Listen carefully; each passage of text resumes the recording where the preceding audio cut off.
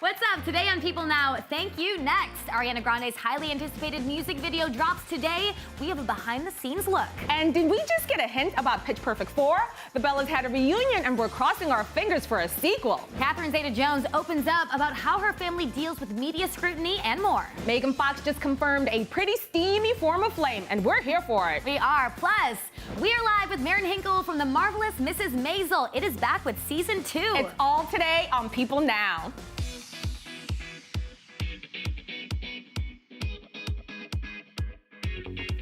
Happy Friday, everyone! Welcome to People Now. I'm so happy it's Friday. All right, too. What better way to ring in the weekend than with a celebration of Queen Chrissy Teigen's birthday? My fave, the hilarious model turns 33 today and is total mama goals. She is. So we're asking you to send in your favorite Chrissy GIFs in honor of her big day. Tweet us your GIFs with the hashtag People Now, and you may see them on the show. Or as I say, GIFs. Oh, GIFs. GIFs. I mean, whatever you call them. We'll check in on the GIFs or GIFs a little later. For now, here's what you need to know and what's trending today, starting with this.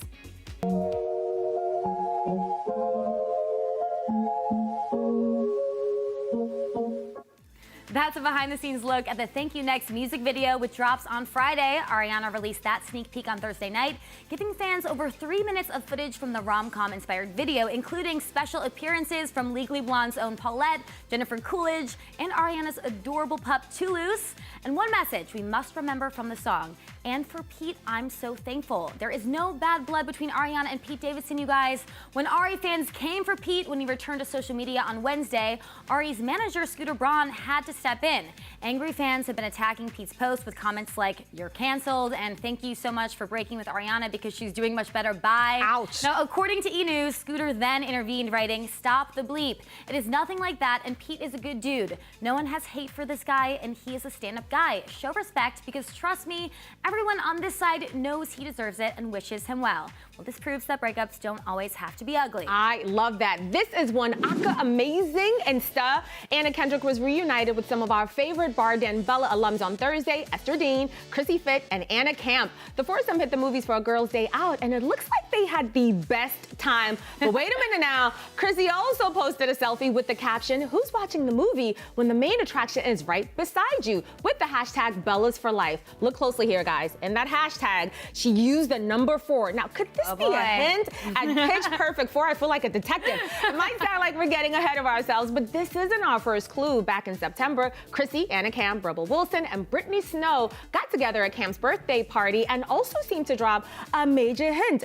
A photo booth snap of the ladies holding up 4 fingers. What does this mean? Pitch Perfect 3 hit theaters in late 2017, so it's about time for them to get started on a sequel, don't you think? Well, we'll be watching these girls closely. For any more hints, now you can stay on People.com for all the latest news. All right, Megan Fox stopped by Watch What Happens Live on Thursday night, and in a game of Plead the Fifth, Andy Cohen got her to spill the tea on her rumored relationship with Transformers cast member Shia LaBeouf for the very first time. Watch this.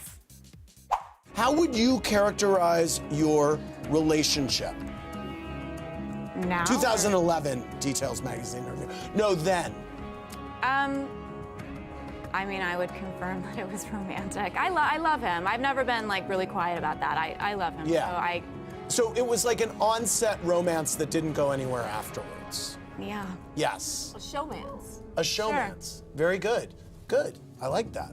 Also, what's with the dramatic, steamy music in the background? So funny. But LaBeouf has been a little more specific when discussing their Transformers showmance, telling Details magazine, quote, "Look, you're on the set for 6 months with someone who's rooting to be attracted to you, and you're rooting to be attracted to them. I never understood the separation of work and life in that situation.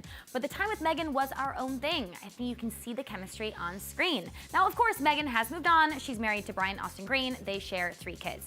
But it's still fun to hear those details from the past. I love a salacious rumor. I'm here for it. Yeah. Yeah. All right, have you heard about Kim K's revelations about ecstasy? Or how Gwyneth Paltrow and her ex spent Thanksgiving together with his someone special. It's all in this week's Star Treks Roundup. I did ecstasy once and I got married. Talk about coming off a wedding high. On the latest episode of Keeping Up with the Kardashians, Kim Kardashian revealed that she was actually high as a kite during her first wedding to producer Damon Thomas.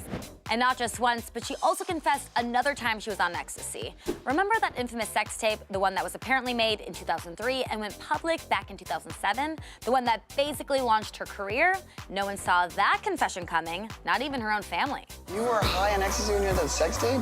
Yeah, Scott, I'm with you. It really does sound that unbelievable. Absolutely. Everyone knows it. Like, my jaw was shaking. This was pretty much a shock. I mean, everyone who knows Kim, and that is the entire world, knows that she doesn't really dabble in drugs. She is not a heavy drinker. She likes to keep her image very straight and clean. Kim is not known for being a partier. This is the old Kim from many, many years ago.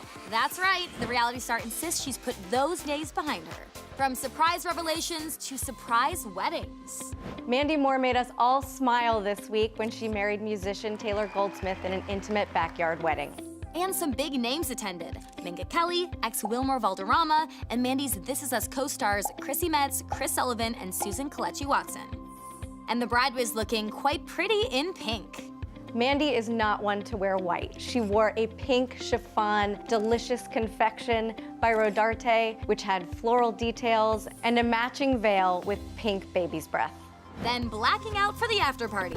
No, it's not what you think. Her reception gown was very different, very sexy, all black dress with cutouts, and it was just kind of a vampy, sexy moment that she wanted to have, dancing it up and living it up with her family. Looks like the actress has something extra to be thankful for this year. And from walking down the aisle to walking into a full house. Sources tell people that Thanksgiving was a blended family bonanza for Dakota Johnson, Chris Martin, Gwyneth Paltrow, and their 2 kids. This is something that really spoke to the spirit of the holiday and how happy they are co-parenting together. It's unknown if Gwen's new hubby, Brad Falchuk, who she married back in September, was also at the feast. Talk about a modern family. And remember all that false pregnancy drama? Dakota and Chris have been going strong. The last we heard from them, there were pink and blue balloons outside of her house, which happened to just be for her birthday, and not a pregnancy, as was rumored. Well, there seems to be no drama now. Chris and Dakota have been dating for about a year now, and a source tells people that they all had a really great time together. No word yet on what was on the Goop-approved menu, but this family is definitely serving up some love. So much fun. Stay with us. Catherine Zeta-Jones opens up about raising her daughter in today's beauty-obsessed world and how her family deals with negative headlines. Plus, we are live with the marvelous Mrs. Maisel star Maren Henkel. We're trying to get as many details about season 2 out of her as possible, so stick around for that. All right, everyone, it's Chrissy Teigen's 33rd birthday today. We've been asking you to send in your favorite gifts of the model. Let's check in on what you've been tweeting so far. Oh, let's see. There's so she many has good ones. Amazing That's faces. my favorite one at the Emmys. Oh my God, the cringing face. One. I do that every day. 1, 2, 3, drink. Yep, that's my mood after it's today. It's also perfect for Friday. It is. Which one is this? She's cringing at her own cringe face. It's cringe on cringe, and we're cringing for her. are. That is perfect. John Legend is such a good sport. He's always so happy. I always love when she live tweets those award shows and she's drinking. She's a good person to follow now. Keep sending in those GIFs. Now, moving on to this. Country star Trisha Yearwood adopted the cutest puppy named Millie on Tuesday, and we can't get enough. Guys, look at those ears. So cute. When we caught up with her husband, Garth Brooks, we had to get the inside scoop on what led to this adorable addition to the family. Watch this. Miss Yearwood, you can't let her go to the grocery store because she's going to come back with a dog. They just find her somehow. So we have rescues at the house all the time. Well, we had up to 4 at once. Now we're down to 1. We've been down to 1 for about a year and a half. And Miss Yearwood just said, you know what, this dog needs a buddy, and she went online and here it was. Here was the dog that she had been waiting for. And she named her Millie, and the dog is actually fantastic. Don't tell her I said that. But the truth is, man, life's better with a dog, and so now we have 2 of them. You're off to see the wizard, the wonderful Wizard of Oz. We're off to see the most influential film of all time. Oh my gosh, that was terrible. That's right though. Scientists have released a report calling the 1939 film The Wizard of Oz the most influential film of all time. That's right. So you're probably wondering, how did scientists gather this info? Well, rather than relying on box office sales, they created a ranking system using algorithms to work out a film's impact. Now, the iconic movie starring the late Judy Garland got the highest influence score based on how many times it was referenced in subsequent films. Interesting, yeah. Other movies on the list include Star Wars, Psycho, and the original King Kong. Now, experts at the University of Turin in Italy actually watched over 47,000 films for this study. I want that job. Yeah, I know. I mean, yeah, it really is a good job. The Wizard of Oz earned 4 Oscar nominations and won 2 in 1940. But get this, even though it's the most influential film of all time, it did not win Best Picture. Gone with the Wind won that year, which came in at 19th on the scientist list. But that's also a pretty good film. It is. Scientists applied the same algorithms to actors, with Samuel L. Jackson, Clint Eastwood, and Tom Cruise as the top 3. Now, you might be asking, where are the women? Now, sadly, only one woman made it in the top 10, Lois Maxwell, aka Miss Moneypenny in the James Bond films. So there you have it. Very interesting data there. Now, the holidays are right around the corner, and we all know how stressful they can be at times, and the royals are no exception. Rumors have been swirling about the tension between Prince Harry and Prince William and their wives Meghan and Kate. But even though the Fab Four may not be attached at the hip, a source tells people the couple still had a really great time when they spent Christmas together last year, explaining, quote, "I think the two women got on. They're definitely not best friends, but it was a really special time for them all to spend together." Those in-law relationships are tricky. With Prince Harry and Meghan's recent move to Frogmore Cottage, the couple might be farther from Will and Kate, but now they'll be a 5-minute walk from Windsor Castle. The happy couple can focus on raising their kids in a cozy and quieter space without feeling like they're living in the fam's backyard. Yeah, no one wants that. And apparently, the decision for Prince Harry and Meghan to get their own cottage isn't much of a shock. Those who know the princes knew there was always a chance they would want their own space. And that makes sense. An insider says they want to do their own thing and create their own style, and to do that, you need to be away sometimes.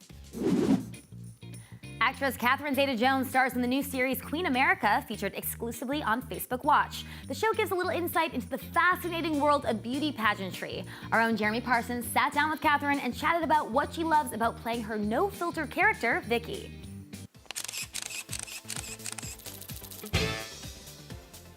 Well, I always make the analogy that she's like my alter ego. Okay. Like, you know, like the Catherine that sits, the naughty Catherine that sits here.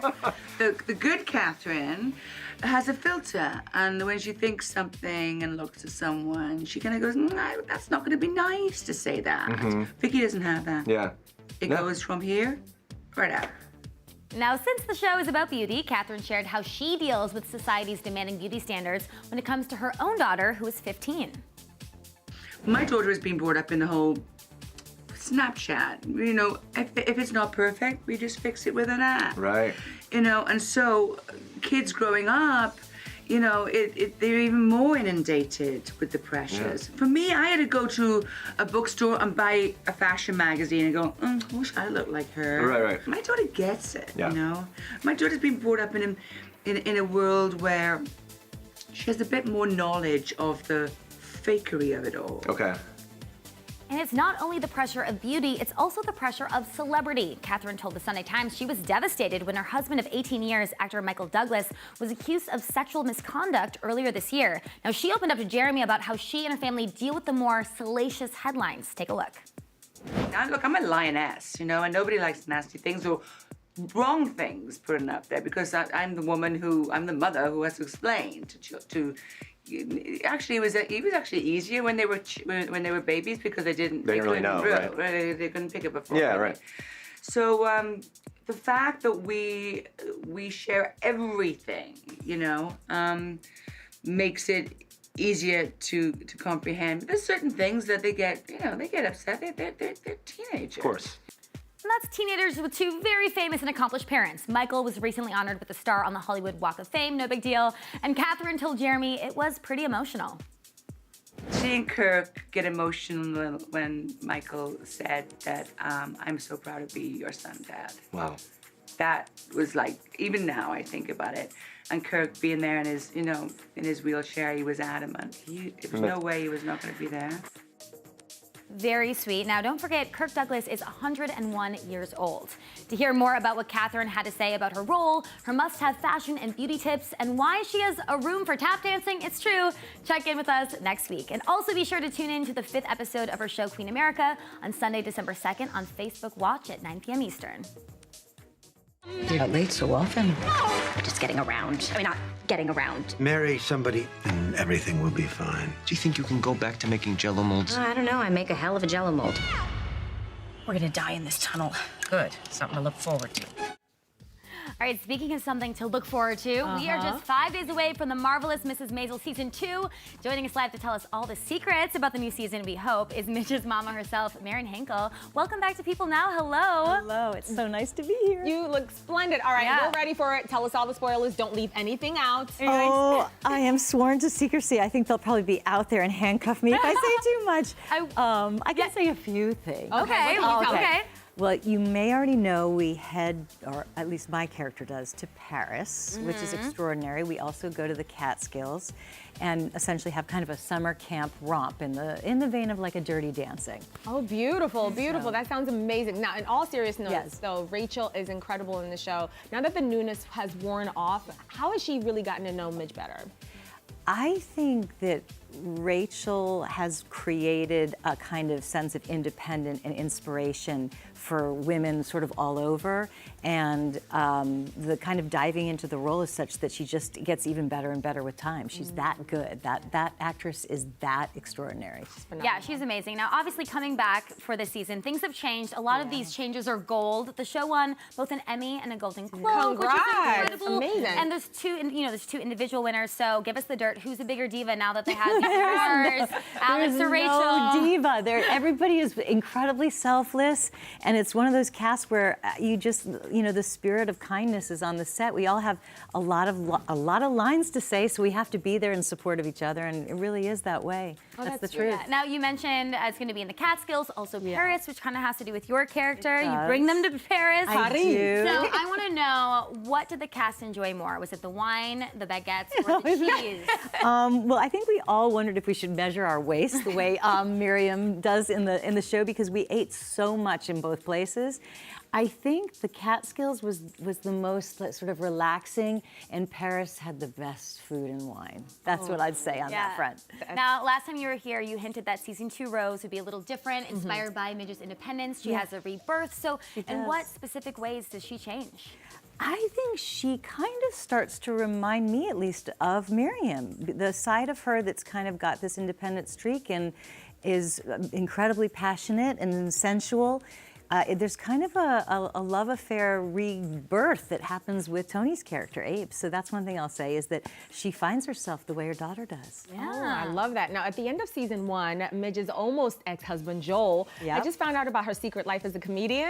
In the new trailer, it looks like he's still her ex, but she still admitted that she loved him. So will we see Rose continue to encourage a reunion? What's going to happen with that? Well, we do have an extraordinary actor, Zach Levy, which it's been said that he's going to be part of something. So I'll just leave it up to your imagination.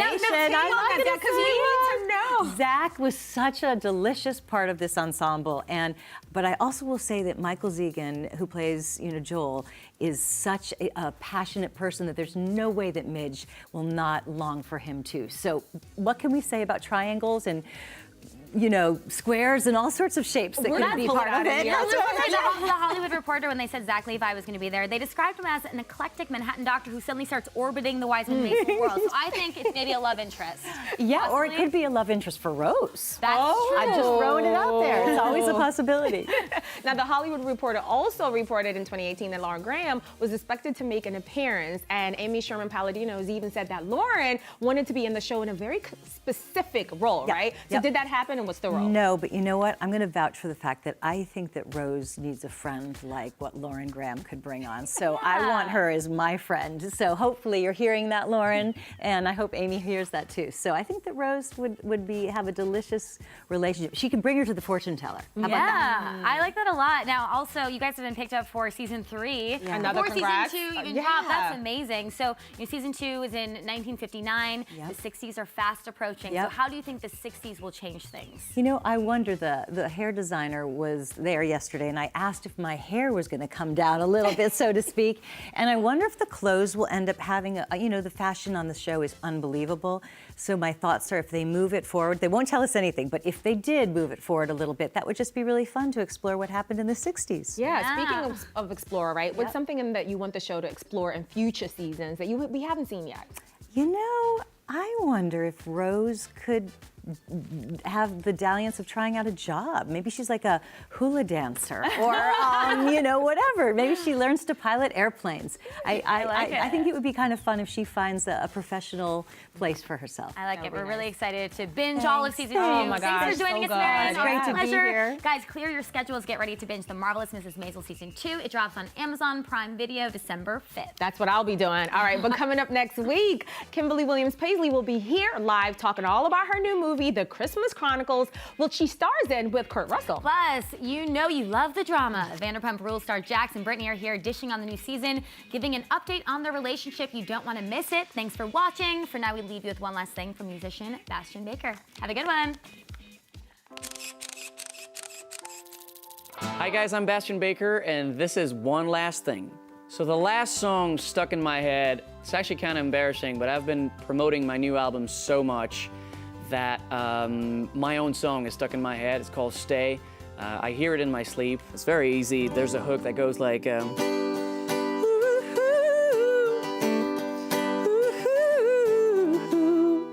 so yeah, all the time.